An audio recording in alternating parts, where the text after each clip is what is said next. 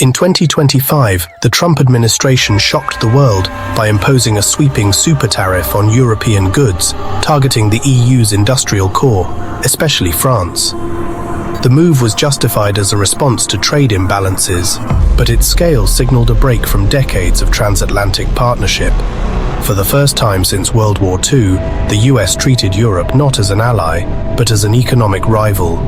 French President Macron, a vocal advocate for European independence, saw his country singled out with tariffs on luxury goods, wine and cars. The message from Washington was clear. Europe's push for autonomy would come at a steep price. Global markets reeled, and the stability of the world's largest trading relationship was thrown into doubt. Investors, companies, and consumers on both sides of the Atlantic faced sudden uncertainty. The era of managed globalization gave way to raw economic power plays. The old alliance was shaken to its core, and a new era of economic confrontation had begun. The world watched as the rules of global commerce were rewritten overnight. The impact of the super tariff was immediate and brutal for European industries. French vineyards lost their American market overnight. German automakers like BMW and Mercedes faced devastating losses. Stock markets across Europe plunged, with companies exposed to the US hit hardest. Airbus, a symbol of European cooperation, saw its supply chains and sales threatened. Businesses froze hiring and investment, scrambling to adapt to the new reality. For European consumers, prices on American goods began to rise, fueling anxiety about the cost of living. Small businesses reliant on US components faced shrinking margins. The trade war was no longer abstract. It was a daily threat to jobs and prosperity. Industry leaders realized their dependence on the US market was a critical vulnerability. The scramble was on to survive, but also to rethink Europe's economic future. The crisis forced a reckoning.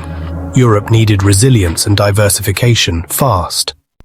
President Macron seized the moment, rallying EU leaders to present a united front. He argued that only collective action could counter US pressure and prevent division within Europe. An emergency summit in Brussels brought all 27 member states together. The result?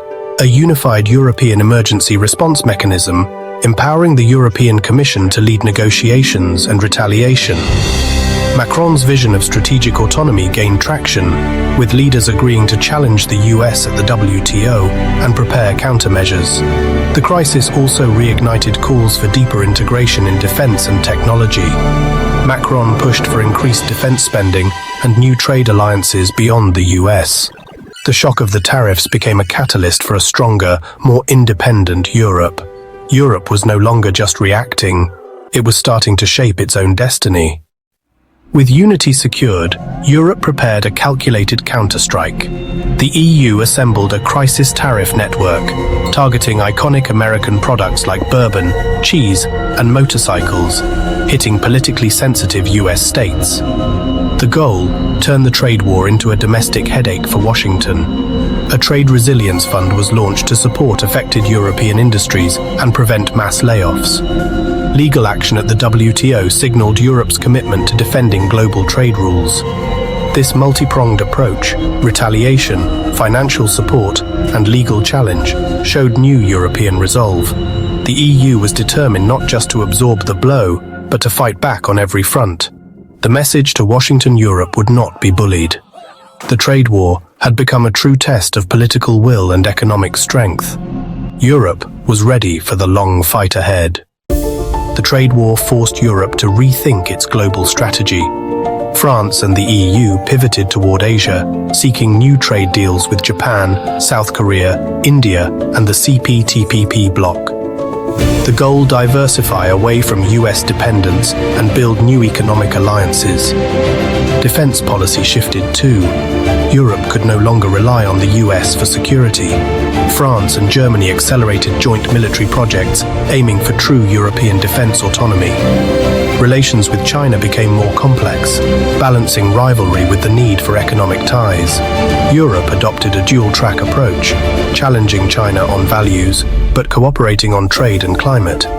The crisis accelerated Europe's quest for strategic autonomy, but unity remained a challenge. The world watched to see if Europe could transform itself into a true geopolitical power.